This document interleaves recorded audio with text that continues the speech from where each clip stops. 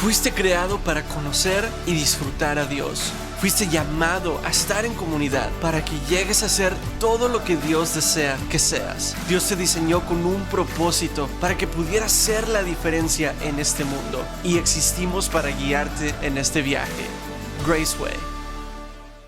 Hola amigo, ¿qué tal? Bienvenido a este cuarto estudio del Evangelio según San Juan.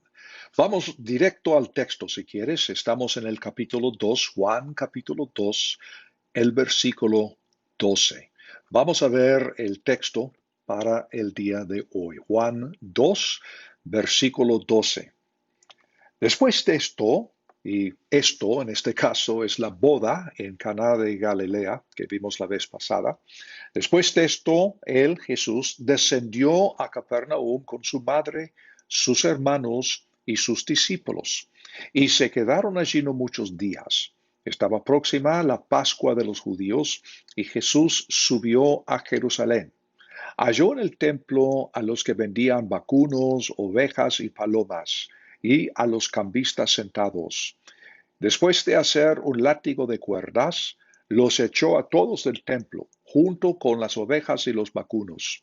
Desparramó el dinero de los cambistas y volcó las mesas. A los que vendían palomas les dijo: quiten de aquí estas cosas y no hagan más de la casa de mi padre casa de mercado. Entonces se acordaron sus discípulos de que estaba escrito: el celo por tu casa me consumirá. Los judíos respondieron y le dijeron: ya que haces estas cosas, ¿qué señal nos muestras? Respondió Jesús y les dijo: destruyan este templo, y en 3 días lo levantaré. Por tanto, los judíos dijeron: durante 46 años se construyó este templo, y tú lo levantarás en 3 días. Pero él hablaba del templo de su cuerpo. Por esto, cuando fue resucitado de entre los muertos, sus discípulos se acordaron de que había dicho esto, y creyeron la escritura y las palabras que Jesús había dicho. Mientras él estaba en Jerusalén en la fiesta de la Pascua, muchos creyeron en su nombre al observar las señales que hacía. Pero Jesús mismo no confiaba en ellos, porque los conocía a todos y porque no tenía necesidad de que nadie le diera testimonio acerca de los hombres, pues él conocía lo que había en el hombre. Me imagino que muchos de ustedes han leído, han escuchado esta historia de cuando Jesús limpia el templo, pero ¿alguna vez te has preguntado acerca de esta historia? ¿En serio? Es decir, ¿por qué está aquí? ¿Qué tiene que ver? ¿Cuál es su significado, su importancia? Y sobre todo, ¿esto qué tiene que ver conmigo el día de hoy? ¿Cuál es la relevancia que tendría? Pero, si fueras un estudiante judío de Jesús en el primer siglo, habrías visto este evento como uno de los acontecimientos más importantes del ministerio de Jesús. Algo inolvidable. Nuestro objetivo el día de hoy es aprender el porqué. ¿Por qué tan importante? ¿Por qué está aquí en la Biblia? ¿Por qué seguimos estudiando este suceso hasta el día de hoy?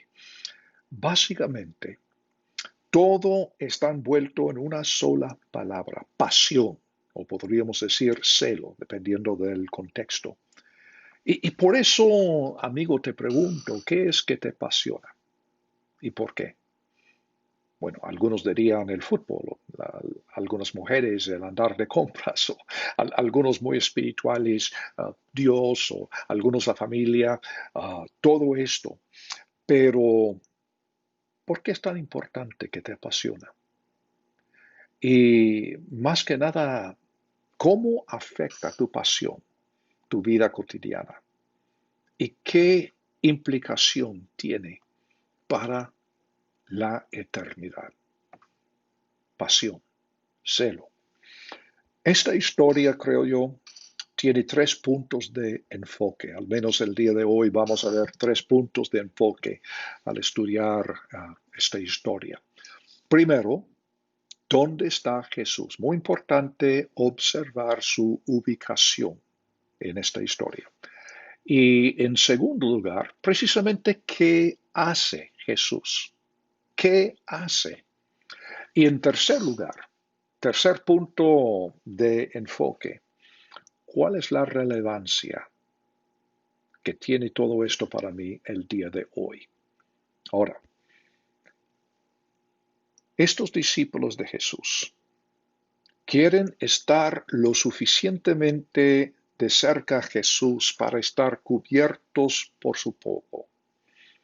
Pero puedo prometerles, aún así, porque seguramente aquellos que han dejado todo para seguir a Jesús están convencidos de que Él es el Mesías y tienen celo, tienen pasión, pero les aseguro que nunca, jamás, en sus sueños más salvajes, esperaban lo que va a pasar ese día en Jerusalén. Es algo para ellos totalmente inolvidable. ¿Por qué? ¿Cuál es el significado? ¿Por qué es tan importante de todo lo que hizo Jesús? Primer punto de enfoque. ¿Dónde está Jesús? Cuidado. Versículo 12. Después de esto, él descendió a Capernaum con su madre, sus hermanos, sus medio hermanos y sus discípulos, y se quedaron allí no muchos días. Estaban en Caná de Galilea para la boda. Ahora regresan a Capernaum. ¿Por qué? Parece que su familia se ha mudado aquí, excepto José, su madre, sus hermanos y discípulos. En este momento, probablemente entre 4 y 6. No ha nombrado formalmente a los 12. Así que tiene 4, posiblemente 6 discípulos, sus medio hermanos y su mamá. Y Capernaum está en la orilla al norte del lago de Galilea. Galilea, este lago está también en el norte del país. Y en esta zona es importante notar que los judíos están en la minoría, porque es una zona que es una mezcla total de culturas, idiomas, pueblos, muy, pero muy diversificado esta zona. ¿Y José? ¿Qué pasa? Algunos piensan que José continúa operando el negocio de la construcción que tenía en Nazaret y otros piensan que tal vez ha fallecido en este tiempo. Parece que de alguna forma u otra José muere antes de la crucifixión porque mientras que Jesús está en la cruz, encomienda a Juan el cuidado de su mamá María. Y esto indica que a lo mejor José ya no está en el cuadro, ha muerto, algo así ha pasado. Tenemos una visión pintoresca de Jesús como carpintero, pero el significado de la palabra carpintero es amplio, dependiendo del contexto. Digo, la palabra griega traducida carpintero en el castellano. También a veces esta misma palabra se traduce como albañil, que en nuestra cultura se refiere a 2 cosas, pero hay registros históricos que indican que José era un albañil de primera clase y contratista general, es decir, carpintero, albañil, pero básicamente él construía lo que fuera. Por ejemplo, mi suegro, que Dios lo bendiga, murió ya hace muchos años, pero yo recuerdo cuando primero conocí a mi esposa, antes de casarnos, yo le pregunté, ¿qué hace tu papá? Y me dice, él es carpintero. cierto, pero lo que no entendí era carpintero que era contratista general, a tal grado que cuando nosotros llegamos a la ciudad de Kansas hace muchos años, él vino para encargarse de la construcción de un gimnasio y una nueva porción de la iglesia. El carpintero. Así que no es algo tan pintoresco como a veces pensamos. José a lo mejor tenía una compañía de construcciones. Ahora, lo que sabemos con certeza es que Capernaum se convierte en su sede de Jesucristo durante su ministerio aquí en la tierra. Eso es lo que entendemos sin duda. No Jerusalén ni Nazaret, sino Capernaum. Ahora, luego, en el versículo próximo, versículo 13, Jesús va a Jerusalén para la Pascua. Versículo 13 dice, estaba próxima la Pascua de los judíos y Jesús subió a Jerusalén. Interesante que en la Biblia uno siempre sube a Jerusalén. Es algo más simbólico que nada. Si vienes del norte, si vienes del sur, del este, del oriente, subes a Jerusalén. No es porque el monte sea tan grande, es simplemente por su importancia como capital y la habitación del Dios de los judíos. Ahora, Jesús está en Jerusalén.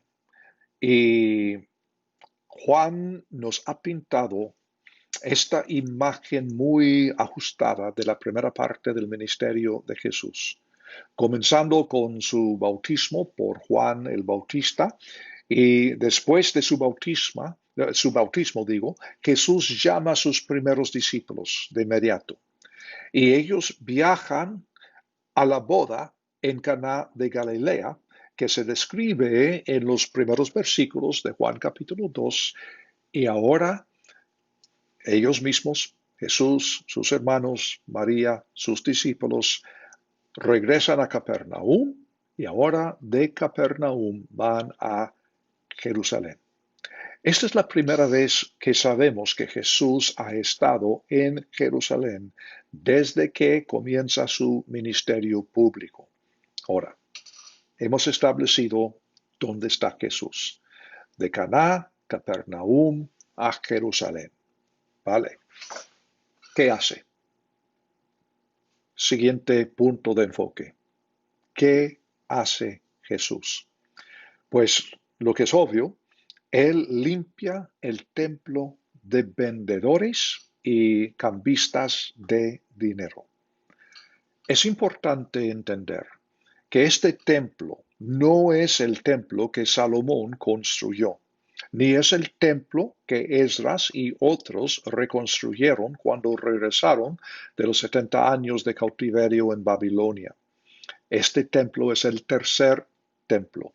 Es el templo que Herodes el Grande comenzó a construir 19 años antes de Cristo y continuaría construyendo este templo hasta el año 64, tan solo 6 años antes de ser destruido por los romanos en el año 70 después de Cristo.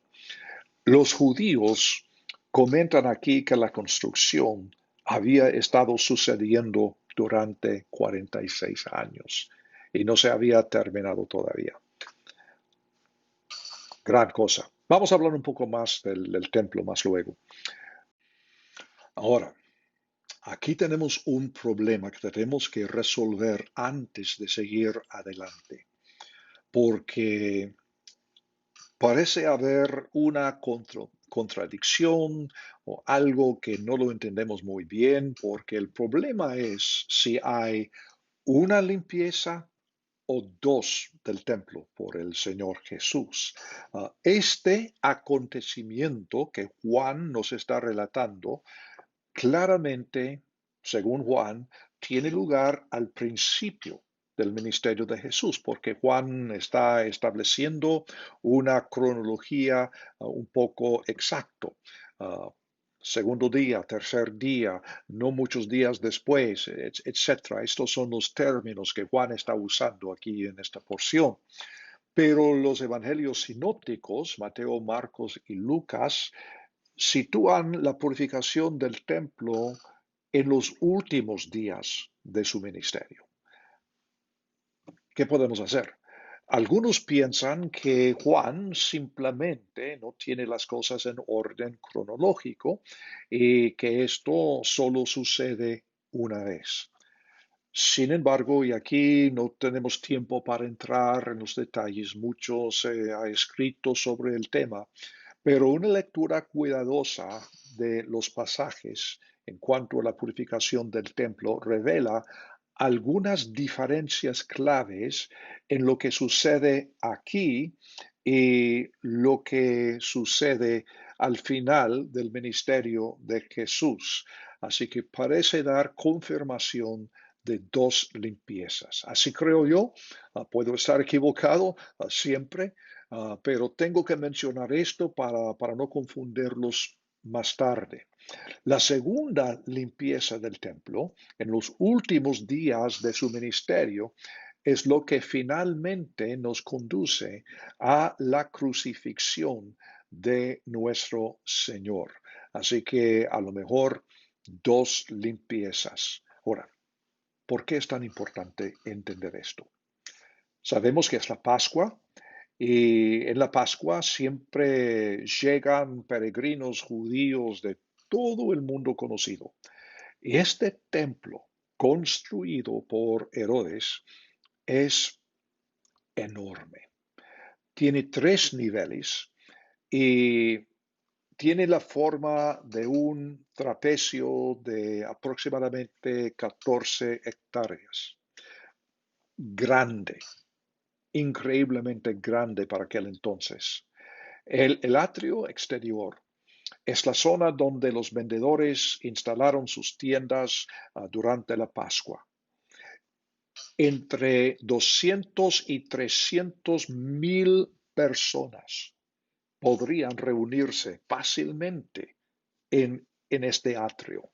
Se estima que hasta 25,000 vendedores operan aquí durante la Pascua y vienen de todo el Imperio Romano.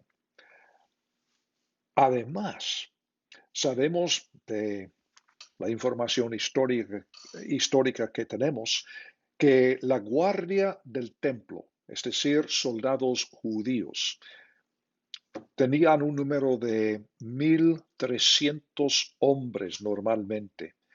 Además, hay entre 6 y 8,000 soldados romanos asignados al servicio del templo en este tiempo, para mantener paz y orden y toda la cosa como se puede imaginar. Tenemos cosas muy similares hasta el día de hoy en los eventos tan grandes. Así que gran cosa. No quiero que estén pensando en un pequeño edificio y unos cuantos muchachos ahí vendiendo discos o Biblias o no, nada que ver. Es algo grande.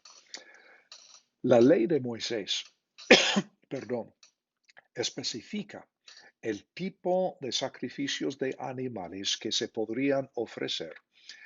Y obviamente la mayoría de la gente no podía traer estos animales de casa en un viaje tan largo, que para algunos de ellos podrían durar hasta 2 o 3 meses viajando hasta la Pascua.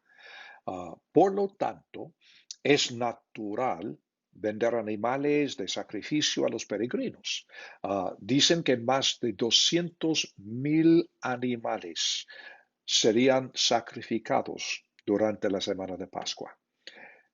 El problema no es prever que los peregrinos compraran animales de sacrificio, sino que los mercaderes abusaban de su monopolio. Por ejemplo, según los datos que tenemos, uno podría comprar un par de tórtolas, algo muy sencillo, en lo que equivale para nosotros y Me están escuchando en varios países, digamos en dólares, $4 más o menos, 4 y más euros, algo así. Cuando en el exterior uno podría comprar estas dos tórtolas en unos 5 centavos. Ya ven el problema. Es una ganancia bastante, pero bastante grande. Los cambistas de dinero, ¿qué tal ellos? En aquel entonces habría entre 10 y 25,000 cambistas en el templo, porque todos los participantes masculinos tienen que pagar un impuesto del templo para entrar. Y solamente la moneda de los judíos es aceptable. Además, los procedentes de otros países obviamente tienen que cambiar su dinero al llegar y hay cambios exorbitantes para hacerlo. Además, el templo efectivamente dividía la ciudad porque es tan grande. Así que muchos tenían la costumbre de pasar a través del templo para salir de una parte de la ciudad y llegar a la otra parte. Y como buenos empresarios, los levitas estaban cobrando también otro impuesto para este antojo, para pasar por este lado al otro lado. Entonces este atajo les cobraba no sé cuánto dinero, pero bastante. Así que puedes imaginar, ir al templo una Pascua, tú vas a gastar dinero como si vas a Disney World. Si vas a algún lugar así, vacaciones en París, uno tendría que ahorrar dinero durante mucho tiempo para participar en esta Pascua. Ahora, básicamente, si un judío, digamos, en el exterior, si llega una vez en su vida, 2 veces, normal. Pero escuchemos la cuestión verdadera. No es prever que las personas tienen necesidad de comprar animales, ni es pensar en prever cambio. El problema son los precios tan exagerados, el monopolio que tienen. Isaías capítulo 56, versículo 7. A esto yo los traeré al monte de mi santidad y los llenaré de alegría en mi casa de oración. Sus holocaustos y sus sacrificios serán aceptados sobre mi altar, pues mi casa será llamada casa de oración para todos los pueblos. Pero en esta ocasión, en los evangelios sinópticos, que también hablan de la purificación del templo al final de su ministerio, citan de Jeremías 7:11, es decir, han hecho del templo una casa de ladrones. Entendible, ¿no? Ahora, ¿qué hace Jesús realmente? ¿Qué hace? Quiero que piensen en una feria o quizá un gran mercado, solo muy, muy grande el mercado. Pues quiero que tengas esta imagen en tu mente. Jesús entra en esta escena en esta escena y comienza a volcar mesas, liberar a los animales y expulsar físicamente a los vendedores y a los cambistas con un látigo. Y esto tal vez duraba varias horas, no sabemos. Pero nadie lo detiene. Hay miles de soldados, soldados judíos, soldados romanos. Nadie lo detiene. ¿Cómo es eso? En el año 66 después de Cristo, poco antes de la destrucción del templo, un romano escribió de la debilidad del Dios de los judíos, hablando de este evento y diciendo que un hombre entró para expulsar a sus adoradores de su templo, hablando del Dios de los judíos, y el Dios de los judíos no hizo nada, tampoco los soldados. Nadie hizo nada. Con boca abierta, la gente estaba viendo este espectáculo cuando Jesús estaba limpiando el templo. ¿Cómo es eso? ¿Y qué deben estar pensando sus discípulos en este momento? Jamás han soñado con eso. Pero el Señor sabe que hay un mensaje y eso nos lleva al tercer punto de enfoque. ¿Qué aprenden sus discípulos en esta ocasión? ¿Cuál es el mensaje que Cristo está enseñando? Pues para comenzar, y creo que son al menos dos o tres cosas que están aprendiendo, pero aprenden el poder de la pasión. Versículo 17, entonces se acordaron sus discípulos. Fíjense, no es lo que Jesús les dijo, sino viendo Jesús hacer esto durante posiblemente varias horas. ¿Qué está haciendo? Y uno de los chicos dice, bueno, yo recuerdo que en las escrituras el profeta dijo, el celo por tu casa me consumirá. Quizá eso. Está citando el Salmo 69 y el versículo 8 y 9. Voy a leer el pasaje para que tengan el contexto. Salmos 69, versículo 8. He venido a ser extraño a mis hermanos y extranjero para los hijos de mi madre, pues el celo por tu casa me ha consumido y las afrentas de los que te afrentan han caído sobre mí. Pero observen el contexto que nos da el versículo 8. Tal vez por este evento, Juan menciona a su familia en el versículo 12, acompañándole sus discípulos, sus hermanos y su madre María. Tal vez esto pudo haber sido la ruptura entre Jesús y sus hermanos, y porque es que dice más tarde que ni sus hermanos creen en él. Ninguno de sus hermanos creyeron en él hasta después de la resurrección. Quién sabe, tal vez estaban temerosos o quizá más bien avergonzados por lo que su medio hermano Jesús está haciendo. Pero una pregunta, de nuevo, amigo, ¿qué es tu pasión? O el celo, como se dice aquí. La palabra griega, que se traduce así, literalmente significa caliente o ferviente. La palabra griega directamente nos da en el castellano nuestra palabra celo. Ahora, celo, como sabemos, puede ser una cualidad positiva o negativa, dependiendo del contexto. Ira, celos, envidia, obsesivo, comportamiento compulsivo, o sea, muchas ideas que nos dan esta palabra celo o pasión, que también, positiva, negativa.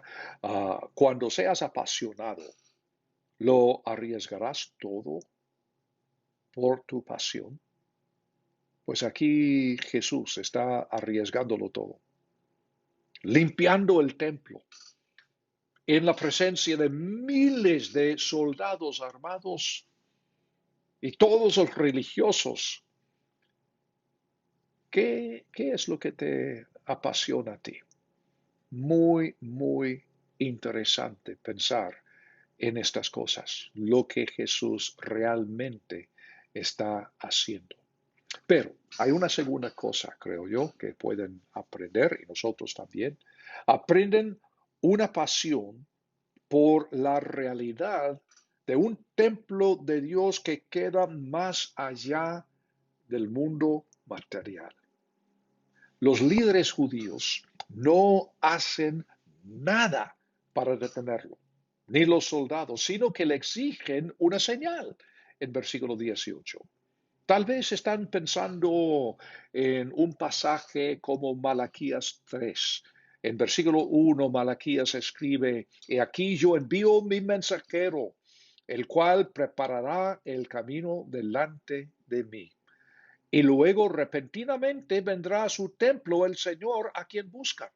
Aquí una referencia a Juan el Bautista y al Señor Jesús. "El ángel del pacto a quien ustedes desean, he aquí que viene, ha dicho el Señor de los ejércitos. ¿Quién podrá resistir el día de su venida? ¿O quién podrá mantenerse en pie cuando Él se manifieste? Pues porque Él es como fuego purificador y como lejía de lavanderos. Él se sentará para afinar y purificar la plata, porque purificará a los hijos de Leví. Los afinará como a oro y como plata, y ofrecerán al Señor ofrenda en justicia". Esto es algo tan increíble lo que Jesús está haciendo, que hasta los religiosos están pensando: ¿y qué sucede? ¿Podrá ser el Mesías, el ungido, aquel profeta o aquel que prometió Moisés? ¿Podría ser Elías o quién? ¿Quién? ¿Qué sucede? Y por eso, pensando probablemente en pasajes como este, le demandan una señal. ¿Qué señal ofreces? ¿Qué estás diciendo? ¿Qué señal ofreces? Y Jesús les da una respuesta que los toma totalmente por sorpresa y que ni siquiera pudieron comprender en este momento. Y esto es lo que encontramos en el versículo 19 en adelante. Respondió Jesús y les dijo: "Destruyan este templo y en 3 días lo levantaré". Por tanto, los judíos dijeron: "Durante 46 años se construyó este templo, ¿y tú lo levantarás en 3 días? ¿En serio?". Pero él hablaba del templo de su cuerpo. Por esto, cuando fue resucitado de entre los muertos, sus discípulos se acordaron de que había dicho esto y creyeron la escritura y las palabras que Jesús había dicho. Fascinante. En serio, fascinante. Nadie hubiera pensado en el templo como un cuerpo literal de un ser humano, un cuerpo de persona, no. Es que el templo es un edificio, hombre, solo eso, el templo que está en Jerusalén. Y ahora están reclamándole, están demandando una señal, y esta es la señal que les da. Solo pueden entender cosas en términos literales. El templo que ha estado en construcción durante 46 años. Y Jesús parece ignorar su petición de una señal, pero en realidad les dio esta señal, porque la señal definitiva de quién es su resurrección. Y después de la resurrección de Jesucristo, al tercer día, los discípulos están pensando: por eso, por supuesto. Así que cuando los discípulos escriban sus evangelios, por supuesto, van a relatar lo que sucede este día. Porque en este comienzo tan público en Jerusalén, desde un principio, Jesús está dándoles la señal definitiva de quién es, su resurrección. Qué importante es entender esto. Piensan en el templo, como digo, como un edificio físico, como muchos de nosotros hasta el día de hoy. Actualmente estamos en esta pandemia de de COVID-19 y en muchos países uno no puede congregarse en el templo.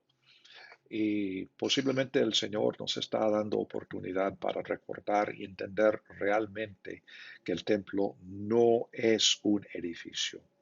El templo somos nosotros como congregación e individualmente el cuerpo de nosotros, como Jesús estaba hablando del templo de su cuerpo. Un concepto no entendible hasta después de la resurrección bajo el nuevo pacto, algo que no se entendía por ningún lado en el antiguo pacto. En Apocalipsis capítulo 21, versículo 21, las 12 puertas eran 12 perlas, cada puerta fue hecha de una sola perla. La plaza era de oro puro como vidrio transparente. No vi en ella templo, porque el Señor Dios Todopoderoso y el Cordero es el templo de ella. Así que hablando en términos literales por un lado, pero llevándonos a entender al final que estamos hablando de algo mucho más allá del mundo material. Y esto es común en Juan, a propósito. Jesús hablando simbólicamente y la gente pensando literalmente. Y por supuesto hay otros lugares en la Biblia cuando Dios está hablando literalmente y la gente está pensando simbólicamente y no se entienden. Pero muy importante para nosotros entender el contexto para entender lo que Dios quiere decirnos. Ahora, otra cosa. Los discípulos aprenden que la pasión conecta con la pasión. La pasión engendra la pasión. Vamos a ver en capítulo 2, versículo 23, por favor. Mientras él estaba en Jerusalén en la fiesta de la Pascua, muchos creyeron en su nombre al observar las señales que hacía. Pero Jesús mismo no confiaba en ellos. Ellos que decían creer en él, pero Jesús no confiaba en ellos porque los conocía a todos y porque no tenía necesidad de que nadie le diera testimonio acerca de los hombres, pues él conocía lo que había en el hombre. Dos verbos en este pasaje, creer en el versículo 23 y confiar en el versículo 24, son una y la misma palabra en el griego. Parece haber dos niveles de creyentes. Creyentes de señales y creyentes de la palabra. Ambos son creyentes, pero Jesús, sabiendo lo que hay en el corazón de una persona, se compromete solo con sus alumnos en esta ocasión, sus discípulos. Ellos, con boca abierta, están llegando a creer más y más y más en Él. Y la pasión de Él, dándoles a ellos también una pasión más profunda. Los en que Jesús no quiere confiar, mejor dicho, los en que Jesús no quiere confiar son los que no tienen pasión. Tu fe en Jesucristo es buena para la salvación y la vida eterna, pero Jesús está enseñando aquí que la vida es mucho más que eso. La vida eterna comienza ahora mismo, aquí mismo, y por eso hemos de ser personas rellenas de pasión, como la pasión de nuestro Señor Jesús. Si algo no vale la pena morir por esta cosa, no vale la pena creer en esa cosa. Pasión, pasión. Segunda Timoteo capítulo 2, versículo 2, que nos da modelo de lo que es hacer discípulos, nos dice discipular a los que son fieles, o podríamos decir los apasionados por su fe. Eso es lo que buscamos. No simplemente haciendo una colección de profesiones de fe, gente levantando la mano en las campañas evangelísticas, orando la pequeña oración y todo. Fantástico, no me quejo, pero esa no es la meta final. La La meta es hacer discípulos apasionados por su fe. Esto es la meta. Cualquiera puede venir a Jesús y creer, pero Jesús no quiere dejarte como eres. Él no te dejará en tu templo cuando tu templo sea un desorden, un lugar lleno de pecado, corrupción, irresponsabilidad. Lo que Él hará, Él atravesará tu vida con un látigo, dándole vueltas. Pero si le sigues apasionadamente, aprendes a vivir como Él te indica que vivas, arriesgándolo todo lo que tienes para vivir de acuerdo a lo que es correcto, lo que Él nos enseña, el poder de Dios, el poder de su reino. Él quiere llenar el templo de tu cuerpo de pasión.